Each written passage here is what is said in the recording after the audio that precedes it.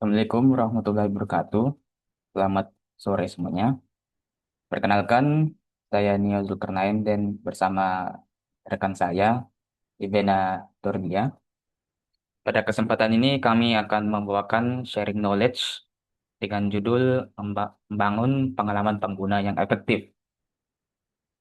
Pada sesi ini, eh, kami akan membahas bagaimana UI UX berperan dalam menciptakan produk digital yang tidak hanya menarik secara tampilan, tapi juga mudah digunakan, nyaman, dan sesuai kebutuhan pengguna.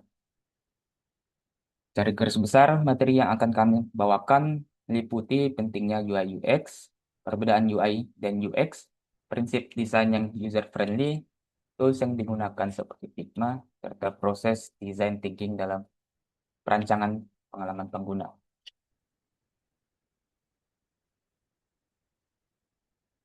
Di sini, eh, kenapa? Mengapa UI UX penting? Belum masuk ke pembahasan UI dan UX, kita perlu memahami dulu kenapa UI UX itu penting. Dalam kehidupan sehari-hari, kita sering menggunakan aplikasi eh, atau website untuk berbagai kebutuhan. Misalnya belanja online, belajar, memesan makanan, sampai mengakses layanan kampus.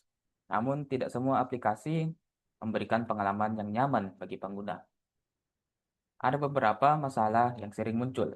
Yang pertama, tampilan aplikasi bisa membingungkan sehingga pengguna kesulitan memahami fungsi atau informasi yang tersedia. Kedua, fitur penting sulit ditemukan kar- karena navigasi tidak jelas atau penempatan elemen kurang tepat. Ketiga, alur penggunaan tidak efisien, misalnya proses terlalu panjang, berbelit atau membutuhkan terlalu banyak langkah. Selain itu, ada juga kondisi di mana informasi terlalu padat sehingga pengguna kewalahan membaca isi halaman. Dan yang terakhir, semua hal tadi bisa membuat pengguna merasa tidak nyaman, bahkan memutuskan untuk meninggalkan aplikasi dan beralih ke aplikasi lain. Karena itu, UI UX sangat penting dalam pengembangan eh, yang baik. UI UX yang baik dapat membantu menciptakan produk yang mudah digunakan, nyaman, efisien, dan sesuai dengan kebutuhan pengguna. Tanya kalau kita pernah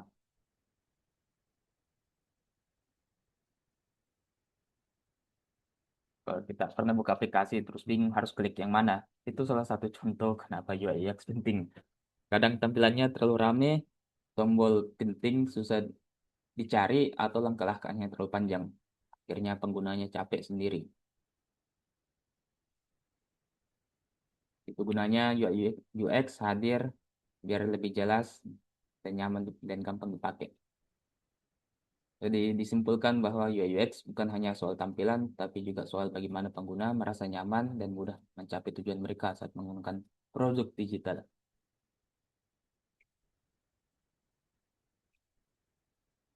Setelah memahami pentingnya UI UX, selanjutnya kita bahas perlu membedakan antara UI dan UX.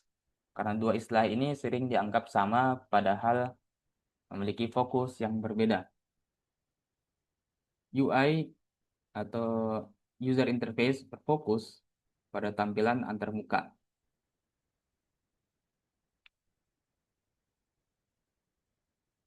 suatu produk digital.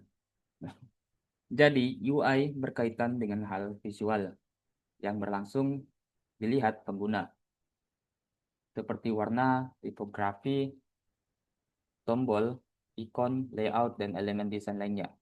Sederhananya, UI menjawab pertanyaan bagaimana tampilannya.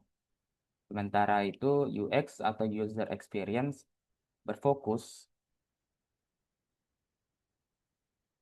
fokus pada fokus pada pengalaman pengguna saat berinteraksi dengan produk. UX memperlihatkan apakah alurnya mudah dipahami, apakah prosesnya efisien, apa pengguna merasa nyaman, dan apa tujuan pengguna bisa tercapai dengan mudah. Jadi UX menjawab pertanyaannya, bagaimana rasanya saat digunakan.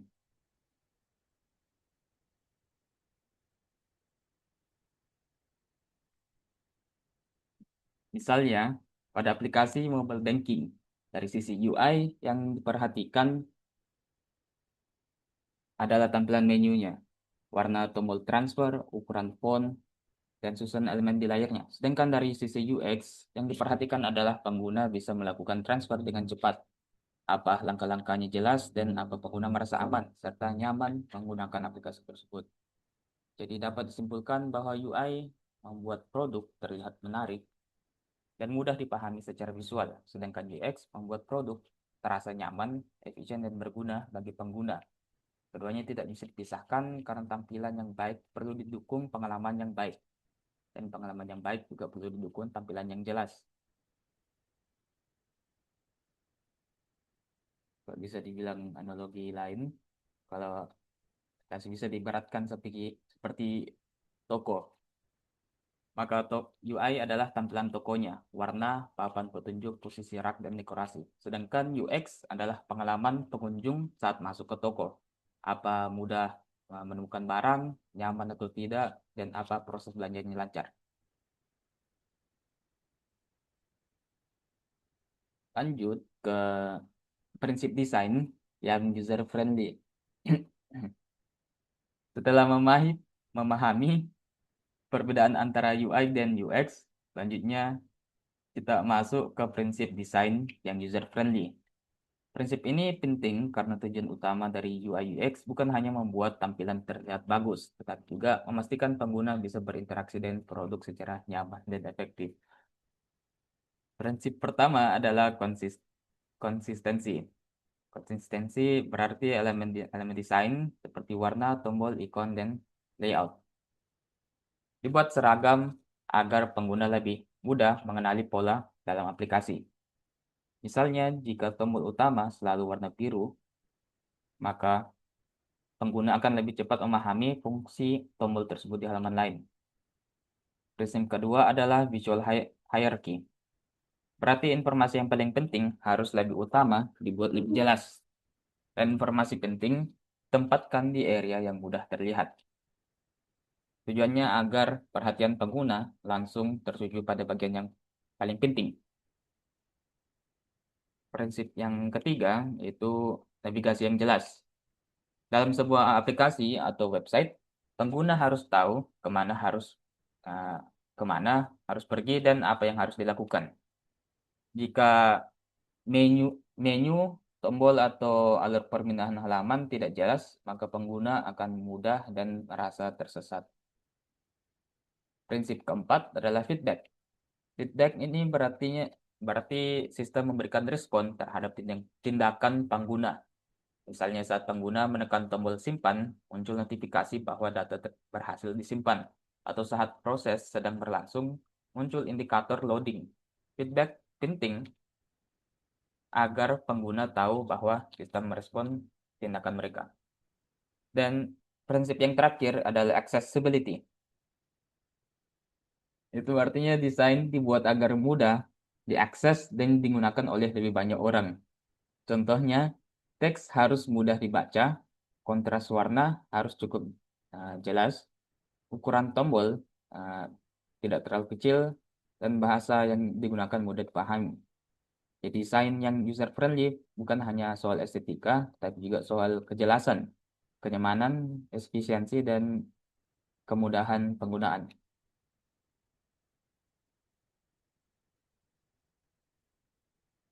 Dan selanjutnya, setelah mengetahui tools yang digunakan dalam UI UX, langkah berikutnya adalah bagaimana memahami penggunaan tools seperti Figma, bagaimana proses perencanaan dilakukan, dan jadi pada bagian selanjutnya akan dijelaskan dari teman saya.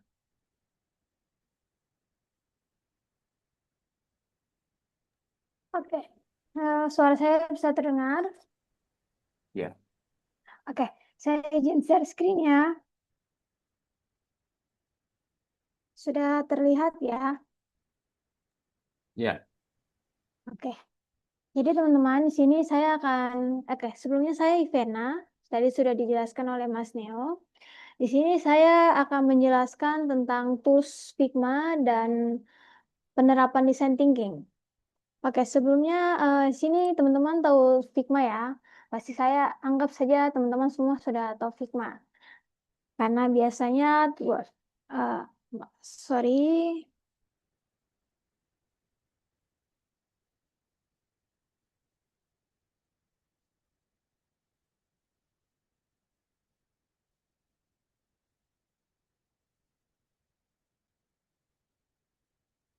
oke. Teman-teman sudah tahu Figma ya. Biasanya digunakan oleh tim IT dalam mengemukakan tampilan aplikasi maupun website gitu. Nah, kita lanjut aja ya. Figma itu apa sih? Figma itu adalah aplikasi dari desain yang berbasis cloud. Jadi biasa digunakan untuk merancangkan antarmuka yang biasa kita bilang UI dan akan pengalaman pengguna yang biasa kita sebut UX. Nah, fungsi dari utama Figma ini itu membuat wireframe, biasanya membuat wireframe. Lalu ada tampilan untuk mendesain aplikasi maupun website, lalu bisa membuat prototipe yang interaktif, lalu bisa berkolaborasi secara real time dengan tim, dan bisa membangun desain sistem. Nah, keunggulan Figma ini itu adalah berbasis web. Dia tidak perlu instalasi yang berat, lalu dia mendukung kolaborasi secara langsung, mudah digunakan oleh pemula, dan tersedia banyak plugin dan template. Biasanya dia mendukung platform berupa Windows, Mac, Linux. Nah, mengapa Figma ini tuh sangat populer? Karena dia mampu menghubungkan proses desain dari ide hingga implementasinya dalam satu platform yang bisa digunakan untuk mendukung kerja tim secara efektif. Nah, di dalam Figma ada fitur utama Figma nih. Yang pertama ada untuk desain. Jadi bisa membuat aplikasi, bisa membuat desain website, lalu ada prototype. Prototype ini tuh dia akan menghubungkan halaman satu dengan halaman lain akan membuat simulasi untuk ke penggunanya. Lalu ada komponen. Nah, komponen itu membuat elemen yang dapat digunakan berulang kali. Misalnya contoh nih, kalau teman-teman tahu biasanya kita ambil simpelnya aplikasi aplikasi itu ada tombol bottom ya. Nah, itu biasanya dibuat dalam komponen yang kita bisa pakai berulang-ulang kali. Lalu ada auto layout.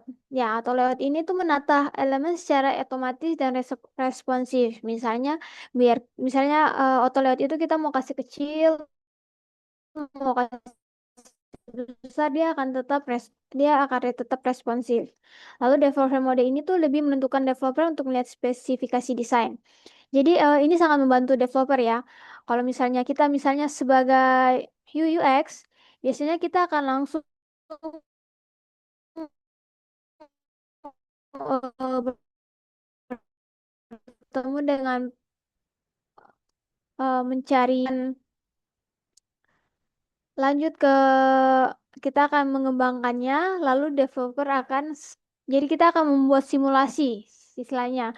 Jadi sehingga pengguna tuh dapat melihat nih presentasinya kalau dia mau buat website, apa yang akan dia mau buat itu dia bisa lihat secara real time. Jadi jadi sangat memudahkan ke developer supaya dia tidak mengulang-ulang lagi untuk codingannya gitu atau eh, apa namanya revisi terus gitu.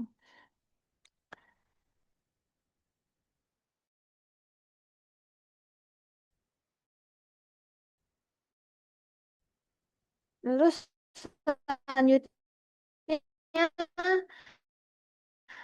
proses design thinking itu adalah tapi berpusat untuk memecahkan masalah pada manusia atau human centered approach. Nah, metode ini digunakan untuk bisa memahami kebutuhan secara detail atau mendalam, lalu bisa menemukan akar masalahnya nih. Lalu dia bisa menghasilkan ide kreatif, lalu dari ide yang ada dia akan membuat solusi, lalu menguji sebelum benar-benar diterapkan. Nah, tujuan design thinking ini Tujuan desain thinking ini adalah memahami kebutuhan pengguna, mengidentifikasi masalah yang ada sebenarnya, lalu dia akan menghasilkan solusi yang tepat, lalu mengurangi resiko kegagalan produk. Nah, di sini ada tahapan design thinking. Design thinking itu ada empatis, define, ide, prototype, dan testing.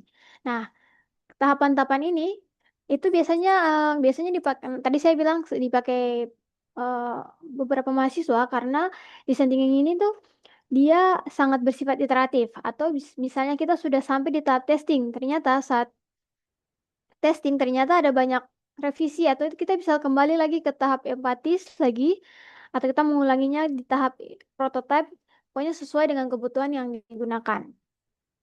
Nah, untuk 5 tahapan ini kita akan bahas satu-satu, di mana yang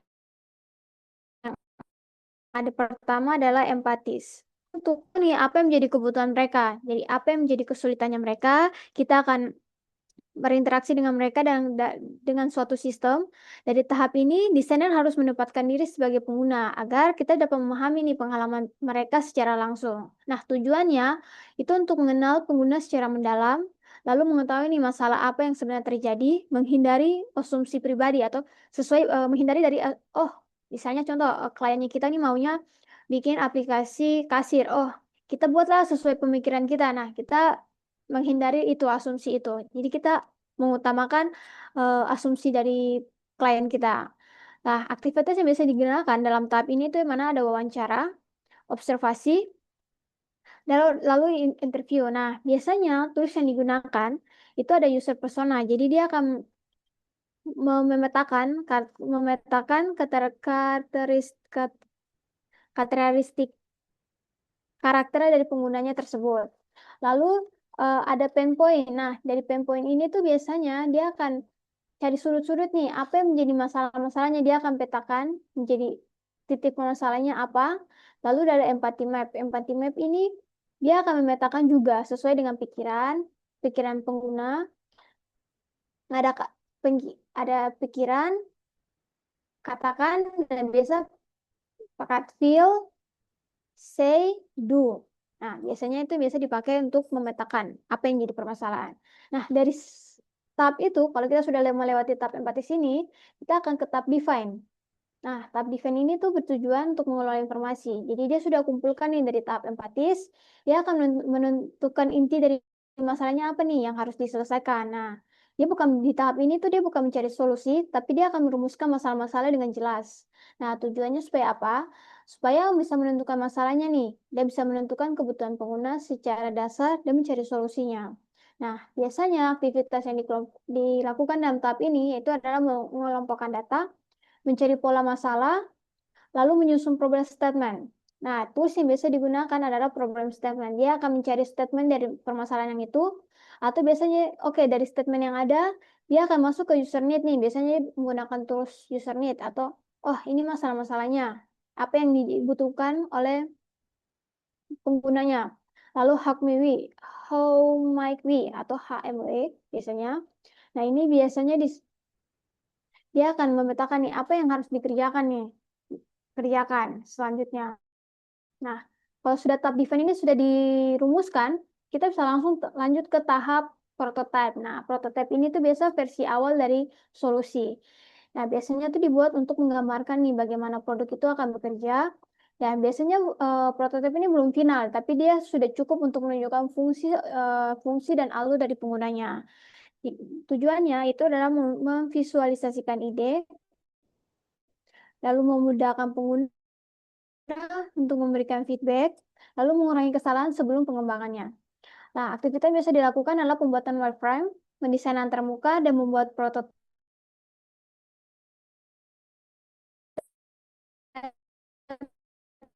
interaktif. Nah, ini ada tingkatan-tingkatannya. Yang mana kalau di sini video ini gambarannya belum seperti masih ini ya, masih abu-abu, masih gambaran kasarnya istilahnya. Ya, apa yang kita ingin buat, lalu setelah itu kita kembangkan ke high fidelity yang sudah dibuat dikembangkan sudah secara ada bottom, ada warna, sudah dimasuk secara desainnya gitu. Nah, Lalu kita akan masuk ke tahap testing, di mana tes testing ini akan menguji prototipe. Jika penggunanya sudah mengetahui nih apakah solusinya yang dibuat sudah benar-benar membantu dan menyelesaikan masalahnya. Lalu tujuannya untuk apa? Mengetahui nih kekurangan desainnya apa, mengumpulkan feedback dari pengguna, lalu memastikan solusi sesuai apakah sudah sesuai dengan kebutuhan. Nah, biasanya di dalam tes ini aktivitas yang dilakukan adalah usability testing, pengamatan, dan atau wawancara setelah pengujian. Oke, kita bisa lanjut ke tahap ini. Contohnya nih, di sini saya punya contoh. Di sini ada studi kasus. Kalau teman-teman bisa lihat, di sini saya pakai tools Figma. Nah, di sini studi kasusnya di sini adalah Budi 30 tahun ada pemilik kelontong yang kecil dan masih melakukan transaksi secara manual menggunakan kalkulator. Jadi dia nih dari studi kasus yang ada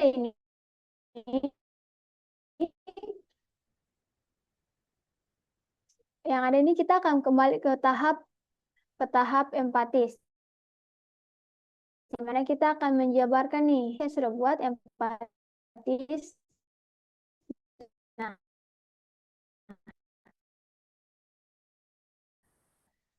sini ada pertama user persona. Ini adalah Budi ini adalah menjalankan toko kelontong secara mandiri. Semua transaksi masih dilakukan menggunakan kalkulator dan dicatat dalam buku. Nah, tetapi tokonya ini sangat ramai. Budi harus menghitung total belanjanya secara manual atau mencatat transaksinya dan menghitung kembalinya secara bersamaan. Nah, di sini kita akan dari user persona ini kita akan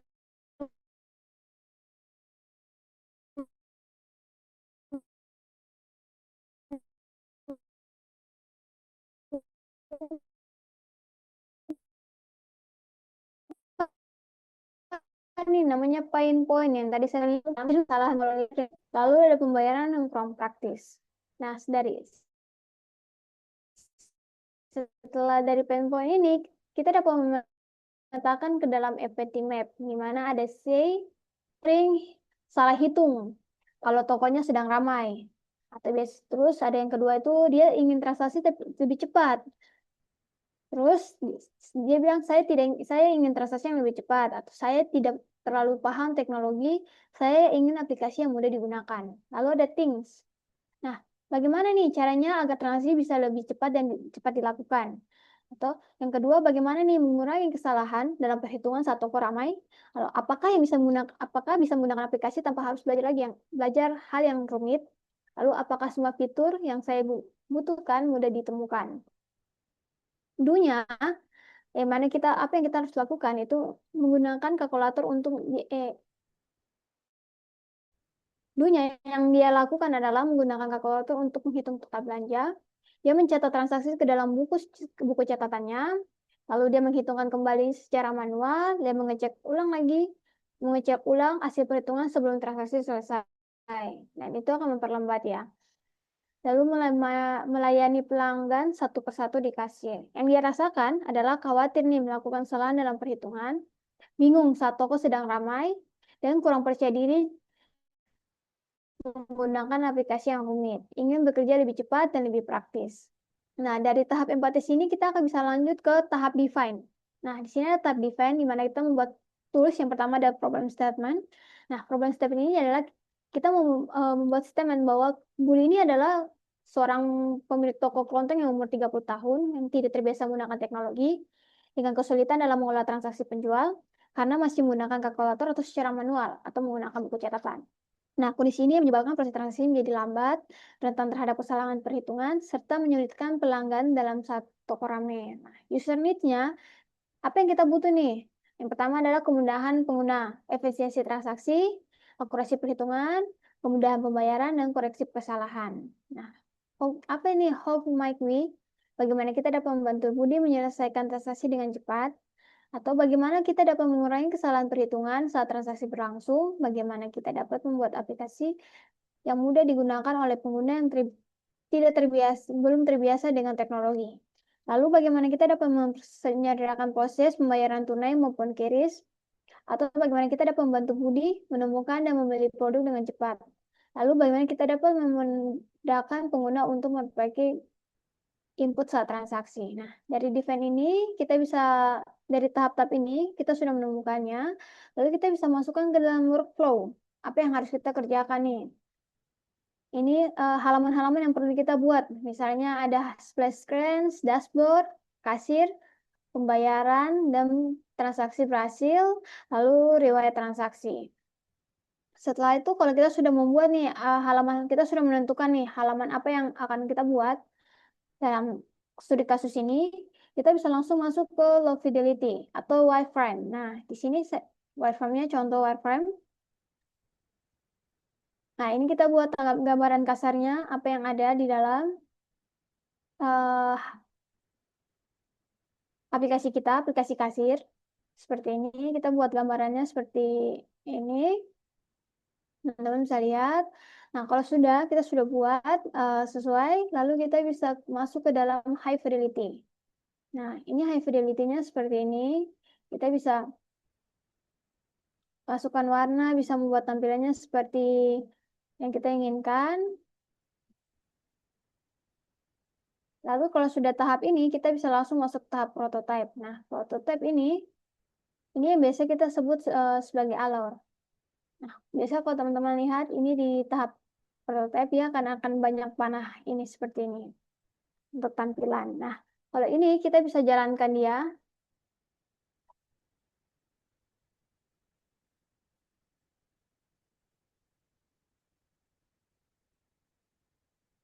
Nah, ini tahap ini merupakan prototype.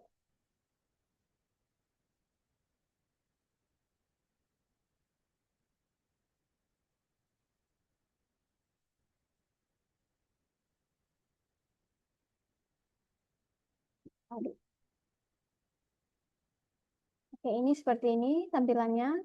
Kita bisa jalankan atau kita simulasikan ke, misalnya kita akan mau simulasikan ke klien kita. Misalnya tadi bisa mulai transaksi, dia akan bisa lanjut ke transaksi, lalu memilih, masuk ke keranjang, lalu bayar.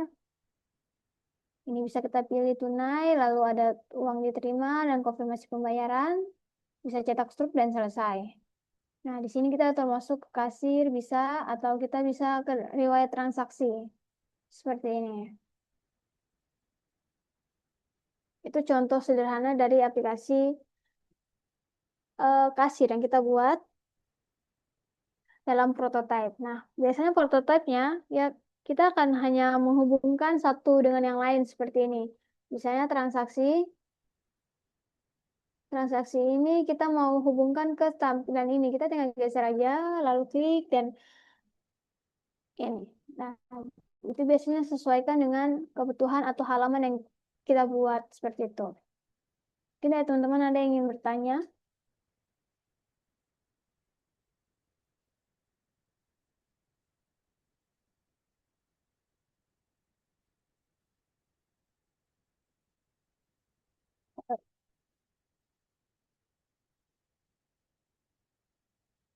Mungkin ada yang ditanyakan? Kalau tidak ada, atau gimana, Mas Neo? Ya, mungkin masuk sesi tanya jawab kalau ada memang pertanyaan yang perlu dikasih. Kalau tidak, kita dimasuk ke bagian penutupan.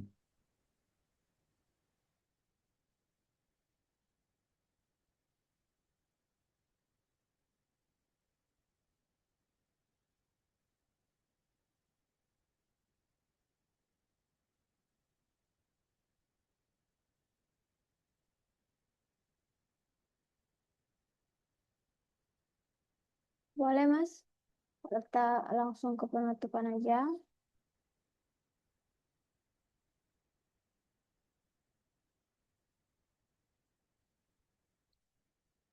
Oke, teman-teman, kalau memang tidak ada perlu ditanyakan, di sini kita minta teman-teman untuk bisa mengisi feedback ini untuk membantu tugas perkuliahan di mata kuliah ini. Jadi mohon kerjasamanya untuk mengisi feedback yang ada di sini.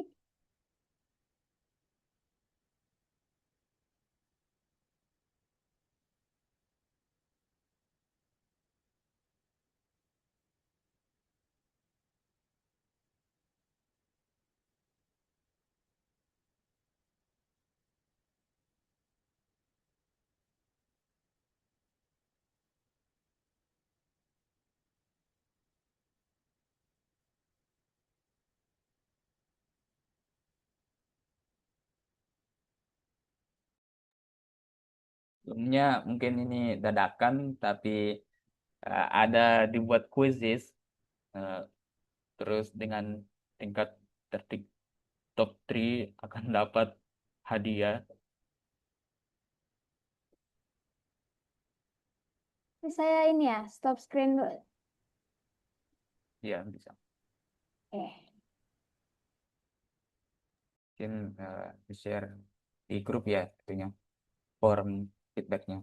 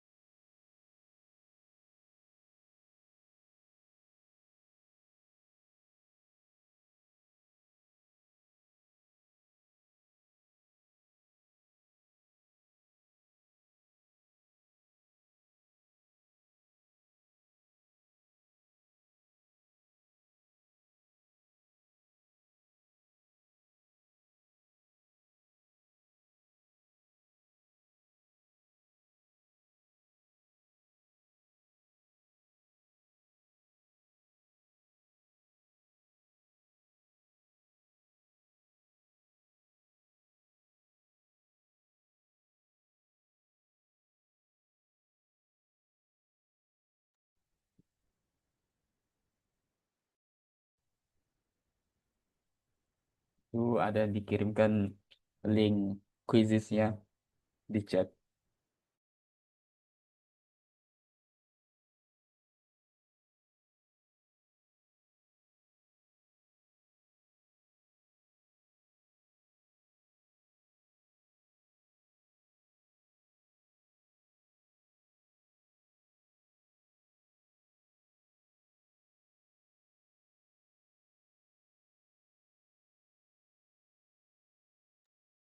Apa untuk quizesnya ditampilin saja atau cukup selesai dikasih masuk penutupan?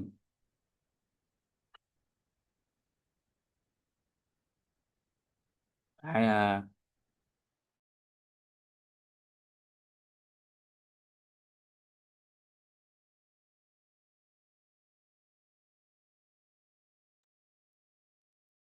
Wishisnya apa Mas Neo? Hadiahnya. uang tunai. Boleh tuh.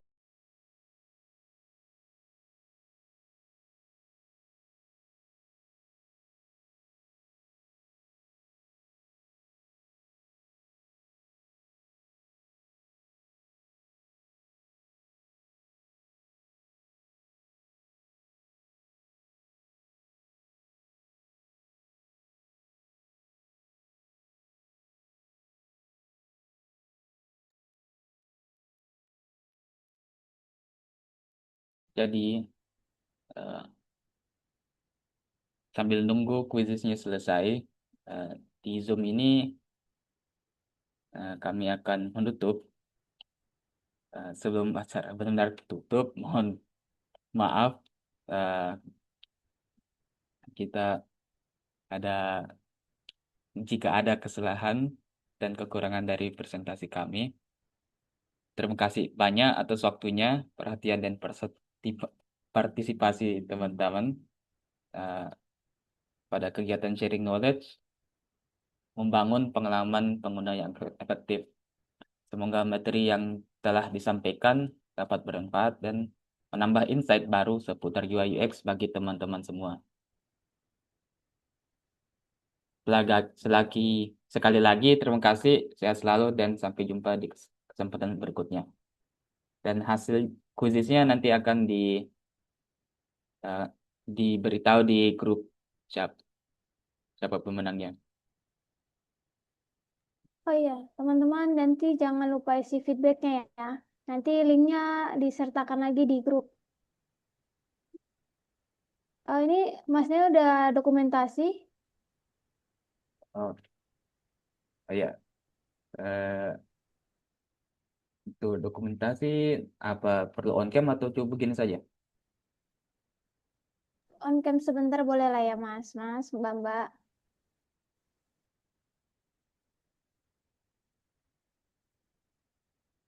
Mungkin teman-teman bisa minta tolong dikasih on cam videonya untuk sebentar.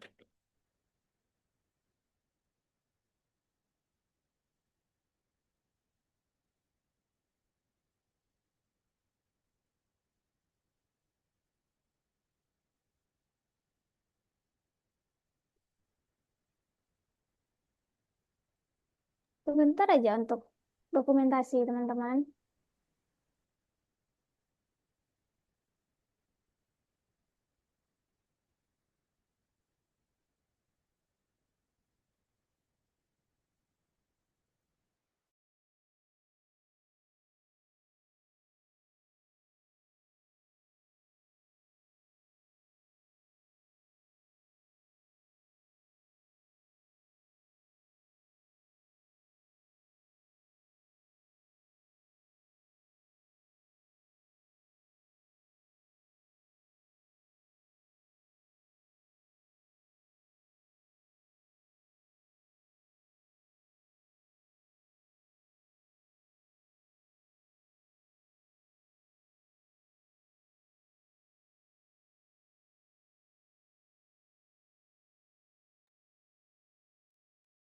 Ya boleh Mas, dokumentasikan aja. Oke, itu saya screenshot. 3, 2, 1. Oke, kita cukup dokumentasinya.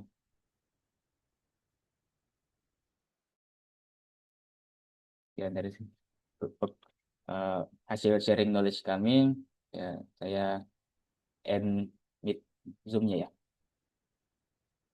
Terima kasih ya teman-teman.